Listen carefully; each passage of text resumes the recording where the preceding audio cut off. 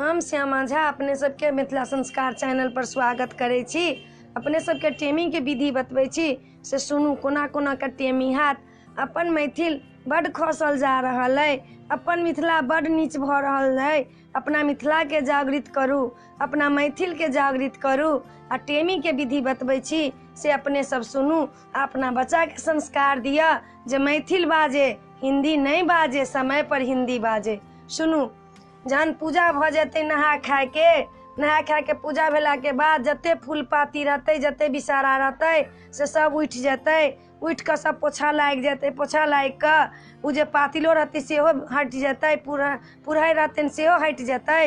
एकर बाद पोछा लागि कऽ, पोछा लगला के बाद में ओहिठमा अहिपन फेर पड़तै। ओहि दिन जका बिसारा लिखेतै, ओहि अहिपन में कोबर थोपेतै।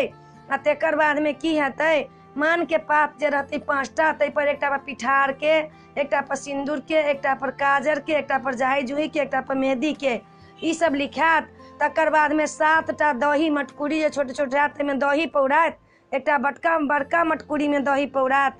आ तखन 7टा लिली डाली में श्रृंगार के जते सामान होइए, कंघी, ऐना, ऐठा, लहठी, एकर बाद में सिंदूर, सबटा लिली डाली में डोका में काजर सिंदूर लागल, डोका सबटा लिली डाली में सजा के धरात।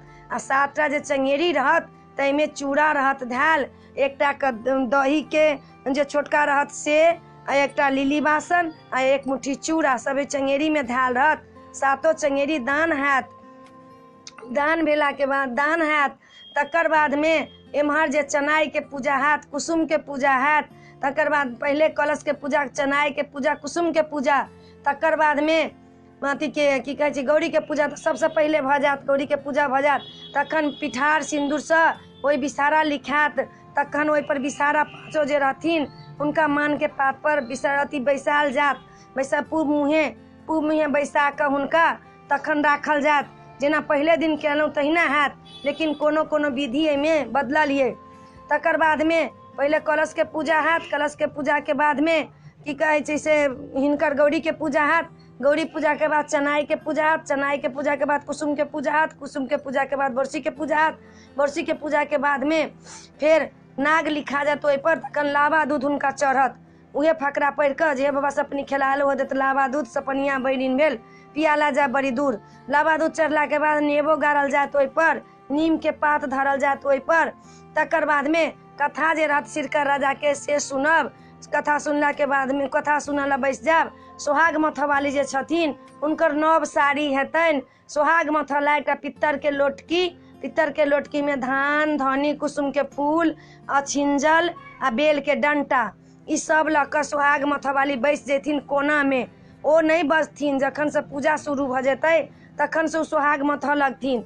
सोहाग मथला के बाद सोहाग मथैत रहथिन, ओ एको शब्द नहीं बजथिन। जहन सबटा पूजा खत्म भऽ जाइ छै, जहन सोहागक कथा भऽ जाइ छै, तखन ओ बायां हाथ से सबके सोहाग दै छथिन। खूट में सोहागिन लोग सोहाग मथथिन नव साड़ी पहिर कऽ। एकर बाद जहन कथा भऽ जात, कथा भेला के बाद में रेशम के टेमी रहैए, रेशम के टेमी रहैए। कथा भेला के बाद में अहाँ के फूल छिड़िया जात। फूल छिड़ियाला के बाद में फकरा सुनि लेब, दोहा सुनि लेब। तकर बाद लास्ट में उ टेमी होइए। टेमी के लेल अपने के पान के पात, आरतक पात, एकर बाद में चंदन, पिठार। पान के पात जे रहत से 4टा में भूर रहत भेल बीच में, आरती के पात में भूर रहत भेल। पहले तौर में पान के पात, ऊपर से आरती के पात, पैरों पर आ ठेहुनों पर, दुनू पर। आ 2टा पान के पात में पैसा धऽ कऽ बड़ आँखि मुनथिन। जिनकर दुरागमन नहीं भेल छै ओहि बर के परिछन हेतनि, आ जिनकर दुरागमन भऽ गेल छनि ताहि बर के परिछन नहीं हेतनि।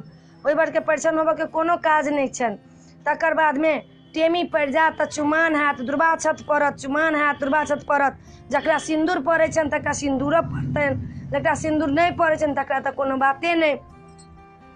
तखन दही, केरा, खाजा, लड्डू, मिठाई, गांजा, बादशाही साइट के नैवेद्य पर धरात। ई सब धरात।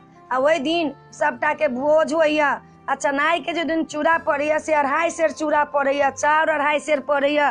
ओहिमे जनौ, सुपारी, की कहै छै से सब पान सबटा धराइए। चनाई के अथी उज्जर जनौ, सुपारी सबटा धराइए।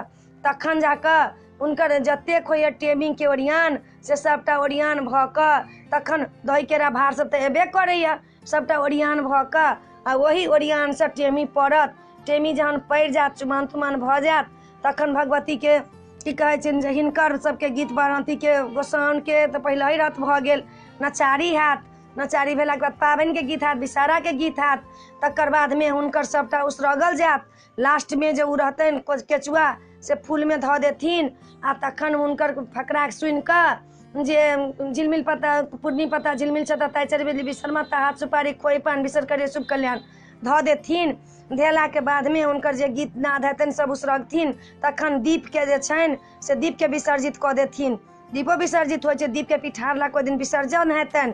विसर्जन केलाके बादमे फेर प्रात हेतनि, टेमीके प्रात जतेक जे चीज रहतनि सबटा उठि पुठि कऽ गौरियो चलि जेतनि भौसाला, सबटा उठि पुठि कऽ भसि जेतनि आ टेमीके विधि अहिना हैत। ई विधि अपने सबके नीक लागल हैत तऽ हमरा सब्सक्राइब जरूर करब आ हमरा जरूर कहब जय मिथिला, जय भोला बाबा।